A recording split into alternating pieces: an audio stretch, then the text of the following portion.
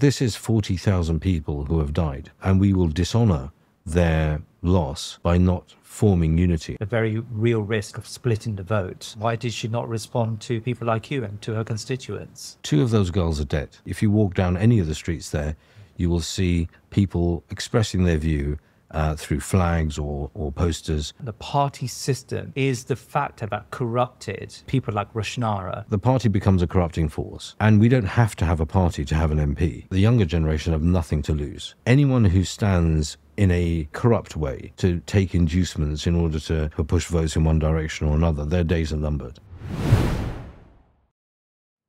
Until recently, lawyer Tasnime Akunjee was standing to be an MP in the British Westminster parliamentary system, standing in the seat of Bethnal Green and Stephney.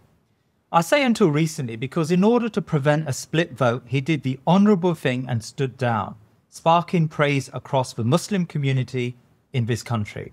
In Britain's 4 million strong Muslim community, Tasnime's behaviour is a model for how we should act, in unity, in unison, to achieve our ends rather than for our own individual ambitions. Now, I want to understand why he made this decision and why, as a lawyer, he defends very high-profile cases, why he decided to enter this political foray. Tasnime is a criminal defense lawyer specialising in terrorism. He has defended high-profile clients including Shamima Begüm and Jamal Hejazi, who bankrupted Tommy Robinson. Tasnime Akunjee, assalamu alaikum wa rahmatullah, and welcome to The Thinking Muslim. Wa alaikum assalam. Thank you for having me. It's really a pleasure to have you with us, Tasnime. Now, it's been a fast-paced couple of weeks, I think, for you, and there's been a lot going on. And on Sunday, for our international viewers, so we've got a general election coming up on the 4th of July, and that would decide the 650 MPs in the UK Parliament. You stood for election, so you were a candidate for Bethnal Green and Stephney, and we'll go into the type of constituency that is. It's a very deeply sort of Bengali Muslim community, I would surmise. But in order to prevent a split vote, you decided to step down on Sunday. And I think our viewers can check the message you sent out with your opponent. Let's call him your opponent, Ajmal Masroor. So let's start with what happened in the lead up to Sunday. You and Ajmal Masroor both declared as candidates. So why did you step down? So I think a little bit of history there is that I declared that I wanted to stand for the seat on the 23rd of January. The reason I declared was because there was nobody else around, and we had seen the situation in Gaza unfolding. Generally, as a community in the UK, we'd already started protesting with very, very high numbers. Yeah. And what we saw from our elected MPs was either silence or a sort of acceptance that this genocide that was unfolding was an acceptable thing. And that's from the Tories, that's from Labour as well. So despite it being an election year, and we knew there'll be an election in 2024, you have an opposition and you have the incumbent government, the Tories, and both of them were basically blocking the voice of the people who were supporting the Palestinian cause in Parliament. And so given that there was practically nobody speaking, Zahra Sultana was there, eventually Afsana Begüm came online from the Labour Party. Yeah. But other than that, very few voices who were giving noise to the protesters outside of Parliament. It became abundantly clear that we needed new voices inside Parliament so that the people could be represented. So there were no institutions in Tower Hamlets to bring forward a candidate. There was no RCAG type thing. And I thought it was important to declare that an independent candidate would stand. And so I did. Sometime later, you have an organisation called Tower Hamlets Community Coalition. They were constituted at the end of February, March, and they decided that they would want to bring forward a candidate. And in fairness to them, they reached out to me for reasons that I won't go into at the moment. But I did articulate to them very clearly at the time, I was not in favour of joining that platform. And one of the reasons for that is I've already declared, then I'd have to undeclare and then go through their process. Right. So we ended up at a point where my campaign was going on for a good few months, 4 months. We were starting to ramp it up because our view was that there would be a election come around about October, November. We were aiming at mid-November. Yes. All of a sudden, Rishi Sunak then declares that there will be a snap election, and to our surprise, the coalition, Tower Hamlets coalition, then declare a candidate. Now, that was surprising because in the RCAG situation in other boroughs, where there's been a community sort of organisation that wasn't maybe favouring a given candidate, they very sensibly got behind a unity candidate. Yes. But in this case, in our case in Tower Hamlets, they stood another candidate, and that became problematic. Yeah. The reason for stepping down is because we have 4 candidates, or had 4 candidates moving forward, and on our calculations, there was only guaranteed failure against the incumbent, who's Rushnara Ali, if all of us continue moving forward and effectively splitting the Muslim vote. Really, that's there. For me, my primary concern, and it remains my primary concern, is having Rushnara Ali removed at this coming election. Yes. That is a much more difficult task in a truncated time frame of 4th of July. And so it becomes a moral responsibility on those who are seeking to continue to stand to really think about whether they should go forward or whether they will get behind a unity candidate. Now, when you're dealing with politics, you're dealing with egos that might be even larger than some Hollywood A-lister stars. And so people also have maybe very that's distorted views about their efficacy. No one was going to step down, and it's important that, given we are trying to show unity in the country and in Tower Hamlets, then without unity we're not going to achieve our goals. And also a show of disunity proves that the existing politics, the status quo, is going to continue. There's no reason for it not to. And for us to have the responsibility of breaking that idea down, then somebody has to fall on their sword in order to show that there is a way to do so. And I didn't think, and I don't think, I know the other candidates won't do that. So I did that instead. And I'm hoping that that example will cause the remaining candidates in Tower Hamlets and up and down the country to sit down and talk and find a way forward very quickly to get behind a unity candidate. Is it your fear? I mean, I want to come back to the Bethnal Green situation, but is it your fear that across the country we have too many candidates crowding into a single constituency, and so the very real risk of splitting the vote will be realised across many of the constituencies where you've got multiple pro-Gaza candidates standing? I think that is the risk by definition, by having too many candidates. But it depends on the constituency. Right. If you have a constituency like Tower Hamlets or Bethnal Green and Stephney, where you've got an incumbent with a massive majority, 37,000. This is Rushnara Ali, Labour MP for the area, yes. So we know that it takes every single vote and every single volunteer and every single penny worth of contributions to be focused against that massive majority in order to have a chance of success. Yes. Now, there may be other constituencies where there's a much more smaller majority, and therefore having a number of candidates might not be as problematic. But what we have is a genocide that's unfolding and continues to unfold in front of us. And the people who are motivated to stand in order to show opposition to the politics that allows that to continue, they have to get together and show that, given the impetus, that they are willing to set aside their own egos or their own ambitions in order to make a stand, really. And people have done that. People have done that in their millions in this country now by taking time away from work, taking time away from their families and protesting every single day. Yes. There are people who have lost their jobs over it. There is an attack on professionals when it comes to a lobby that decide to try and silence voices or professional voices that have been speaking up for the Palestinians. We've seen all of this.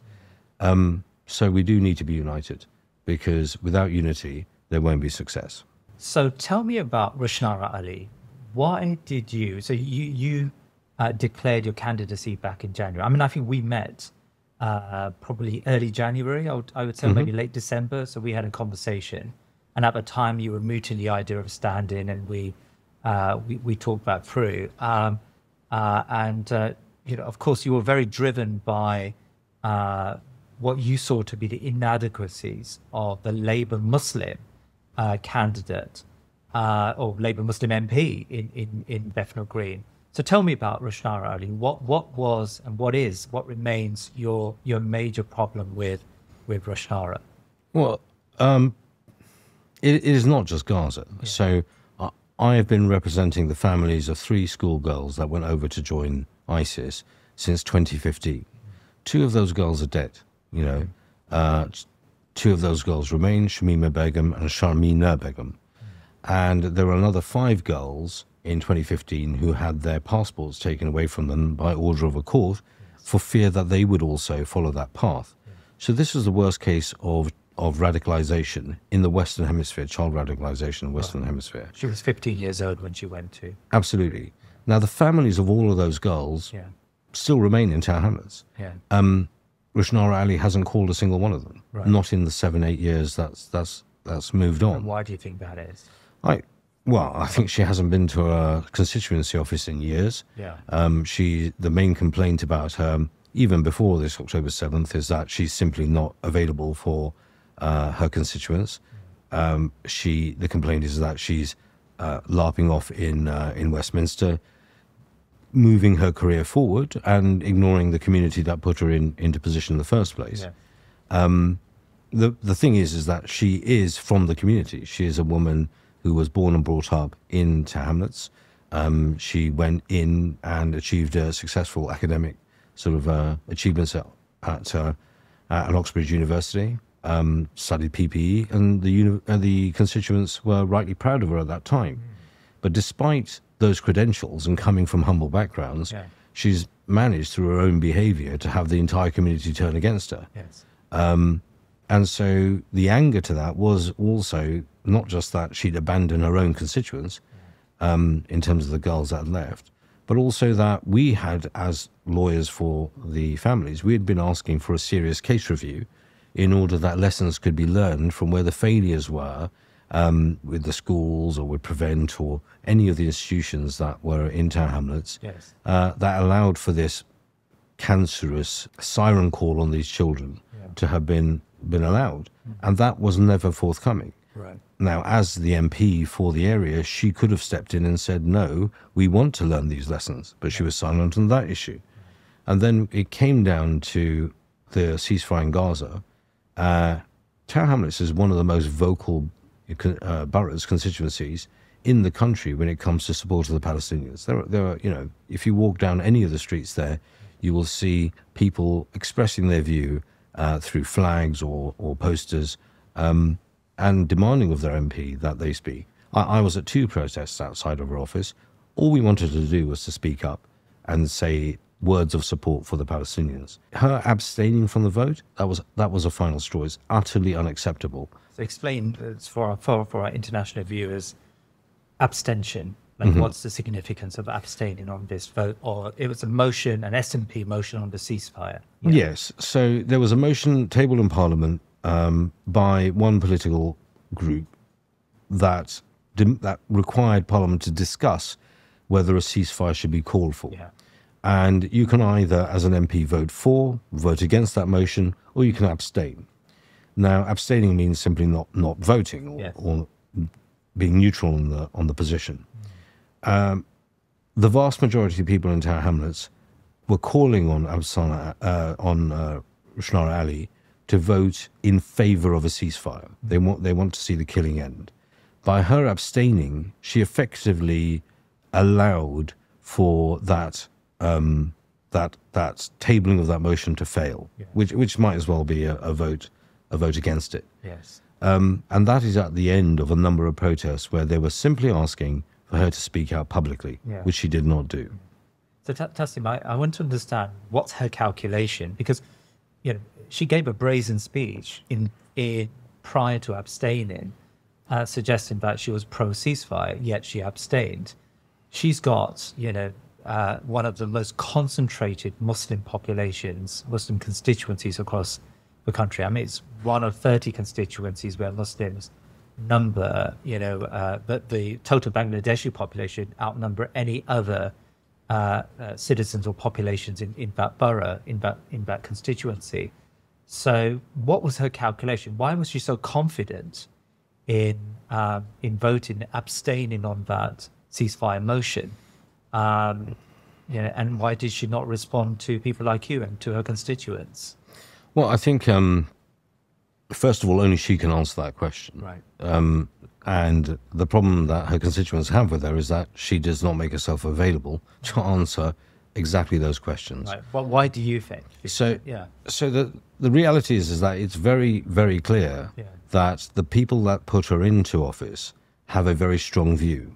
And it's generally a foolish move for an MP to stand against their constituents' views. Yes. But I guess, given the majority she has there, and the Bengali community is concentrated, but that certainly isn't the only community there. There's a very large section of the Bethnal Green and Stephney community that are not Bangladeshi and do traditionally vote Labour. That's very clear.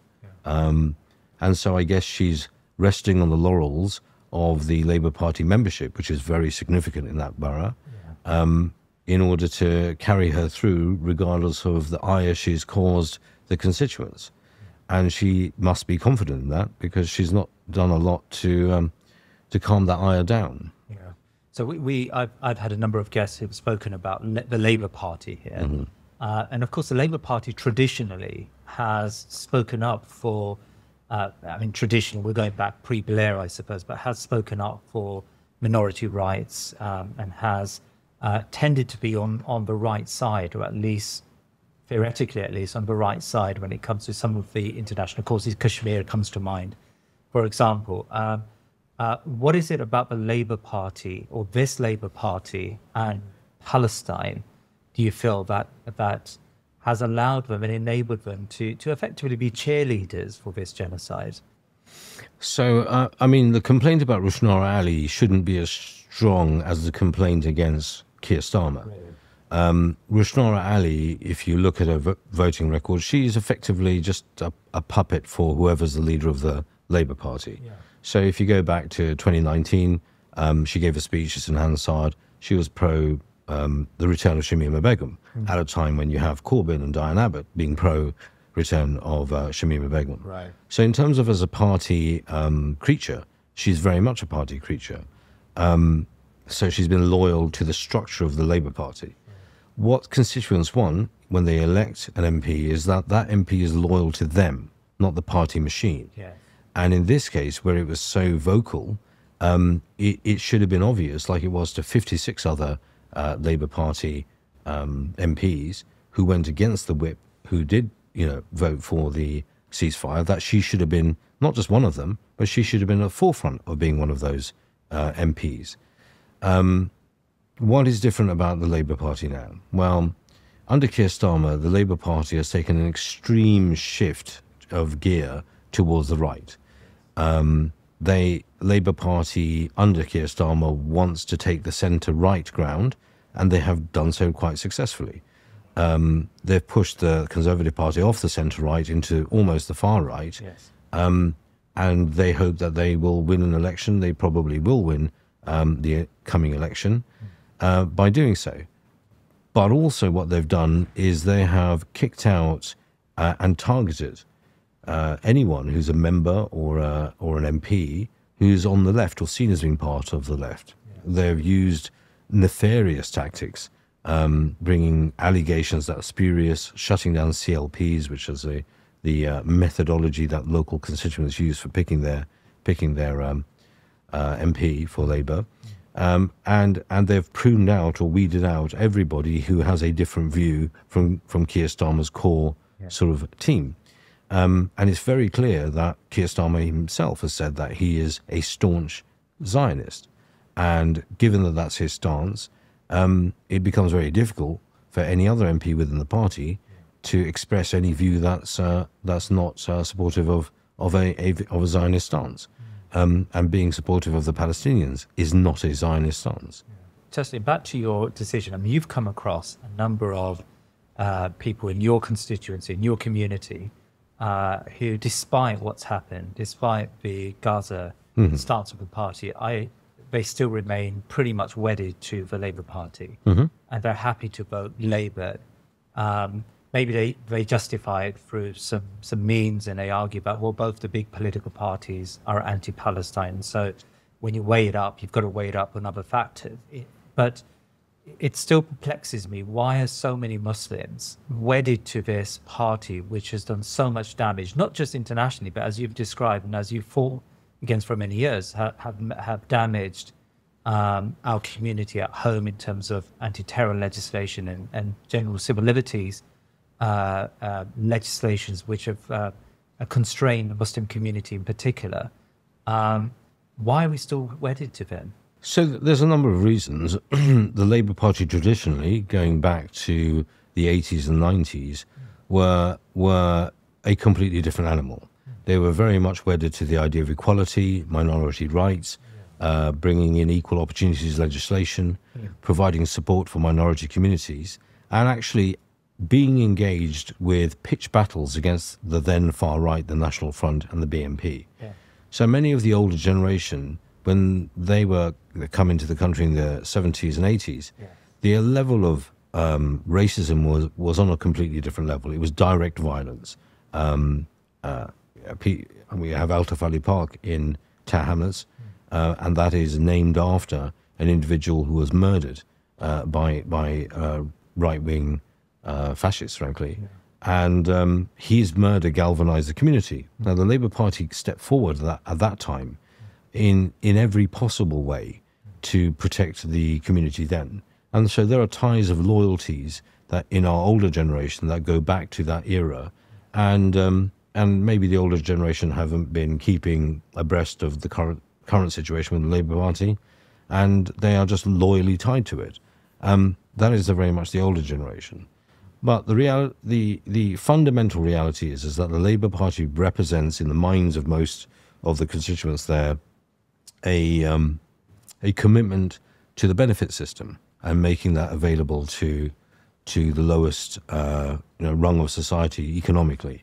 And the Conservative Party stand against that. I think our community needs to realise that the Labour Party is a different animal, but they still believe in that commitment by the Labour Party. And so given that a very large section of the Tower Hamlets community are in that economic sort of poverty bracket, then they feel that the Labour Party is the party that's going to keep saving them or providing them with sustenance whilst they remain in that bracket. And that's a powerful message then. It is. So, but your point is, I suppose, that they misunderstand the modern Labour Party and what it's really about. I mean, especially for Keir Starmer Labour Party, it probably more resembles Tony Blair's style of Labour than the Corbyn Labour Party, which I would imagine many Bangladeshis and Muslims across the country, in fact, would have been far more in tune with. Now, I want to understand the party system, because it seems to me that you've been, you've entered this race back in January, and you've drawn a number of conclusions from your interactions that you've had with the Muslim community as well as the broader community, and you've interacted with the system up front, and you've engaged with various stakeholders in your community. You've said earlier on that the party system is the factor that corrupted, if we were to use that word, people like Rushnara, that has turned her away from her community and turned her into a party animal. So are you suggesting that we have no future as Muslims in this country aligning ourselves to either one of the two big parties or even the smaller parties? So what we have seen is that the two main parties, and even some of the smaller parties, they're interested in imposing their views on our communities. So when we have expressed very clearly, and Gaza is the best example of this, that there is a breach of criminal law in the UK, in that we are sending weapons illegally to Israel in order to perpetuate war crimes and a genocide. That's illegal under the criminal law in this country. It's against any values that exist in this country, let alone the values of the Labour Party. But the Labour Party under Starmer is willing to throw all that in the bin and say to us that, no, we're going to kick you out of the party if you protest this. Values don't seem to be important here.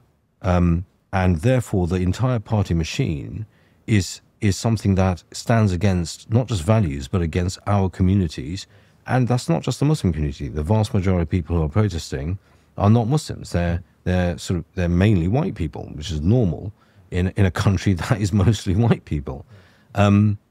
So our community has simply not taken on board the fact that there's such a radical change in the Labour Party, or the older generation haven't. And the corrupting factor is, well, if a party can get its MPs to vote against the value structure of the party, to vote against criminal law, to vote against any sort of moral structure, then that is by definition a corrupting force, by definition. So once somebody's in a party, their livelihood depends on that party.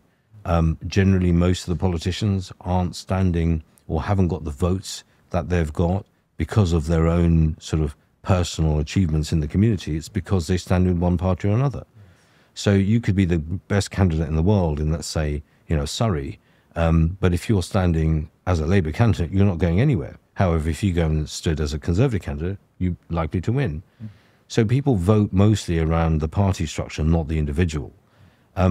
Rushnara was from the community. If you look at any of her speeches on YouTube prior to 2019, she quite happily speaks about her positive stance towards the Palestinians. But when it counted, she followed the party whip, which was against what her stated, desires were. So that the party becomes a corrupting force.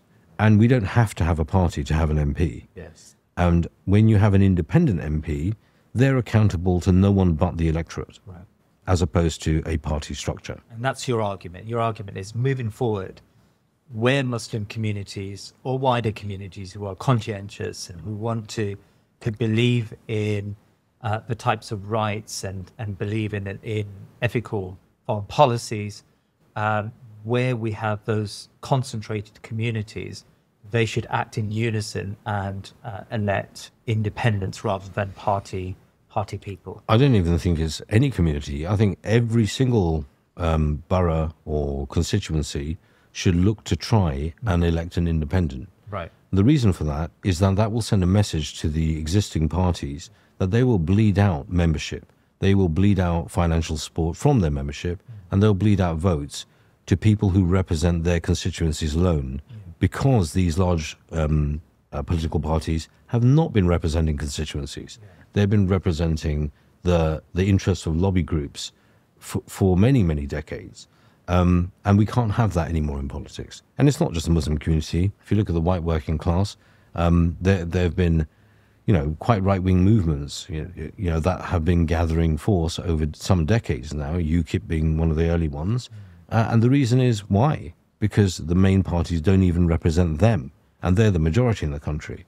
So you're finding these smaller parties now appearing, UKIP, you have the Workers' Party now as well, looking for more on the left, because mainstream political parties are simply failing to represent the vast majority of people in this country. So there is an undercurrent now in the Muslim community where there are independents that are being proposed in multiple areas. We've probably got more than a dozen, probably even more independents across the country who are standing, and some of them in very viable seats. Yeah.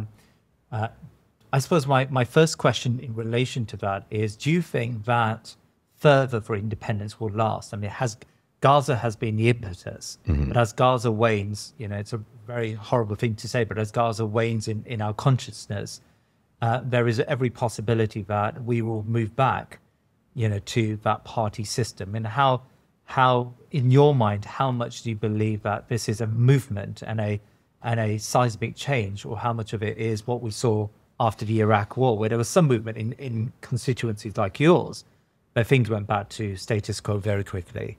So I think with this situation, it's an embryonic movement, and that's why we see a snap election on the 4th of July rather than one where it was more expected in November. Really? Because if you force an early birth, that's a premature delivery, and anything that's born premature is likely to die. The early election was timed to prevent independence taking root? Yes, I think it was. I think Really? the Conservative Party are worried about the smaller right-wing parties, UKIP and the such, gathering momentum, and the Labour Party are very worried about independence movements and things like the Workers' Party growing, or even Corbyn after his election coming forward to provide a viable alternative. Yeah. We've even seen a Conservative MP cross the floor to the Labour side. So politics is in extreme flux at the moment, and it serves both parties their own individual purposes to try and put a stop to fledgling movements getting off the ground. They've done a very good job of it, because we've seen a lot of independents that are splitting the vote, and if under this pressure of time our unity is broken by too many cooks spoiling the broth, then I think that there is a real danger that this movement will be blunted, if not completely stopped, through its own inability to govern itself into a cohesive force. How much do you value the political literacy in the Muslim community? Because I ask that because we do have a tendency to look for very short-term gains. We vote for a political party because, classic, they will give us extensions to our mosques. And that's normally the Labour Party who come and give these inducements to communities in exchange for votes. And we tend not to think about the long term and the bigger picture, and that's preventing us from creating any form of political unity. I speak to countless number of people in the country who say, well, that's never going to change. That's a very difficult ship. That ship has sailed, and we can no longer prevent the Muslim community from acting in a very short-sighted way. I mean, do you see that, or are you far more hopeful in your engagements? No, I'm far more hopeful than that. But this comes down to a demographic shift. Really? The older generation, 50 plus, they fall within this bracket of people who follow what a mosque's leadership may say or may not say. And, we've seen in previous elections where there have been candidates that have relied on close associations with mosques completely fall flat on their face. Yeah. So I think that the influence of mosques in terms of politics is waning, and I think rightly so, because with the mosques, as you say, they've often been aligned to those which give them benefits. What I think the older generation don't realise is that the younger generation have nothing to lose. They're not going to get on the property ladder. Their job opportunities are extremely limited in terms of what the future holds, and the economy as it stands coming forward. The Labour Party is telling us more of the same of austerity. So when we're in that phase, the youth have nothing but principles left, and that's what they're going to vote on principles. And so I would say that anyone who stands in a, let's say, corrupt way to take inducements in order to push votes in one direction or another, their days are numbered.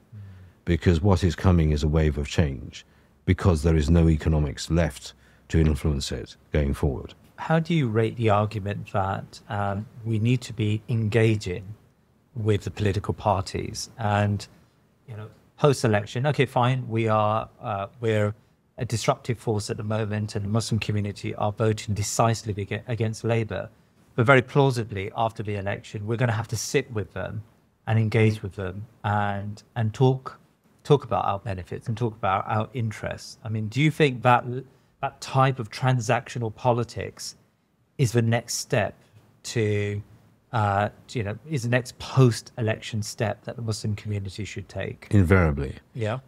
So there are two camps.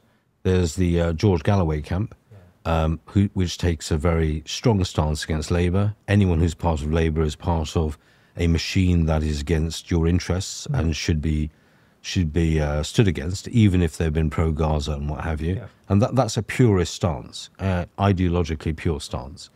Then there is the sort of Corbyn camp, which takes a different view, which is any MP that's stood against the whip shouldn't be attacked. Yeah.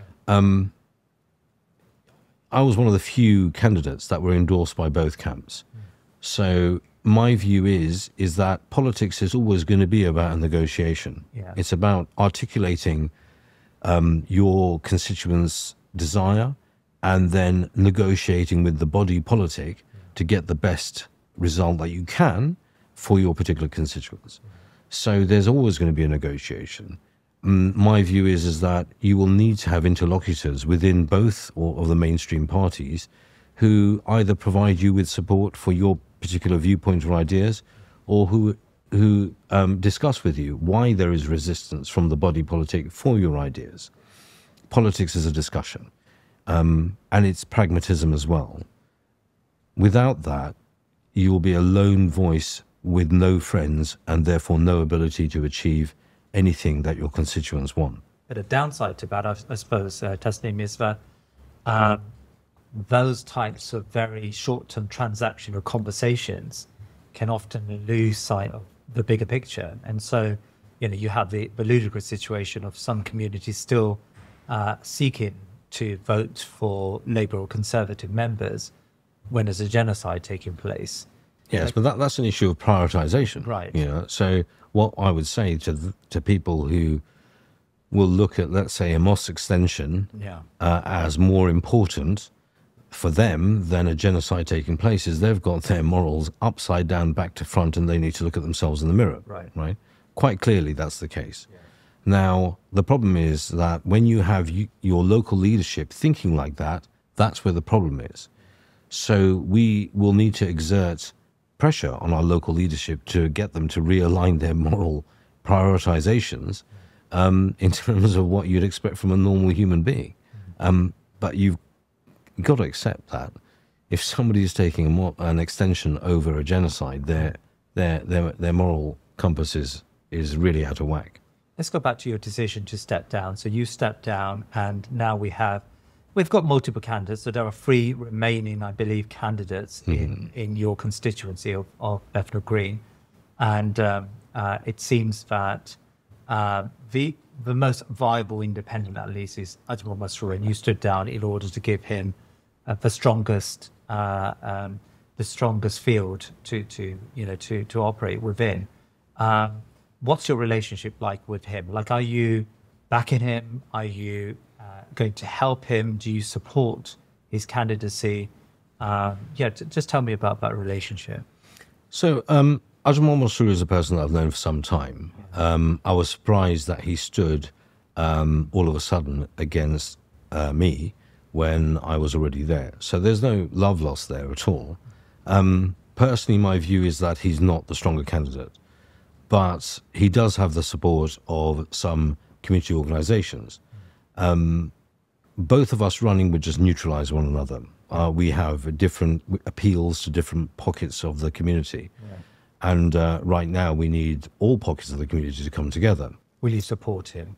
Am I going to help Ajmal Masroor? Well, I've already done so, in that I've stepped aside to clear the field, because the thesis is we need the best chance of winning against Rushnara Ali. That's the big picture. That is the primary goal. And by all of us standing, that simply was not viable. So I have helped him by stepping aside. Ajmal Masroor is a character I don't see eye to eye on with a lot of things. He's not somebody that naturally springs to mind as a person who can unify very disparate parts of the community. Where we are, though, is that my approach to winning this election and his approach were from different parts of the spectrum. And his one is more likely to be successful in the truncated situation that Rishi Sunak imposed on us. So I would ask everyone in Bethnal Green and Stephney to understand why I've made this decision, the sacrifice that I've made, in order to have a single unified candidate.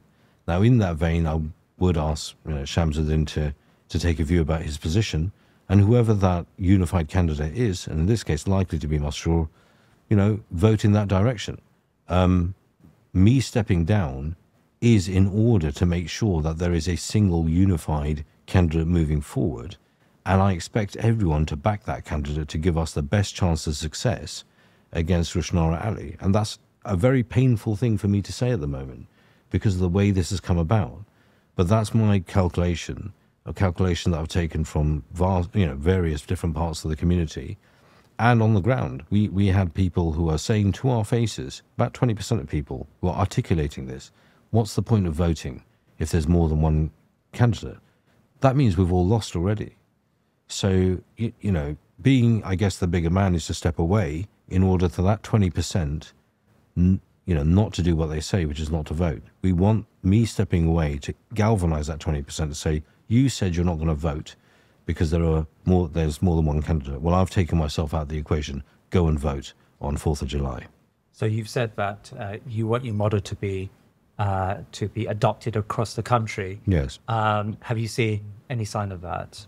I have decided to spend a bit more time with family, frankly. Yeah. That's a very politician's answer. Yes. I think that, well, no, there have been signs of that. There has been some feedback. I think there's Amar Anwar sat down recently with an opponent independent candidate, and they've sorted their situation out. Good.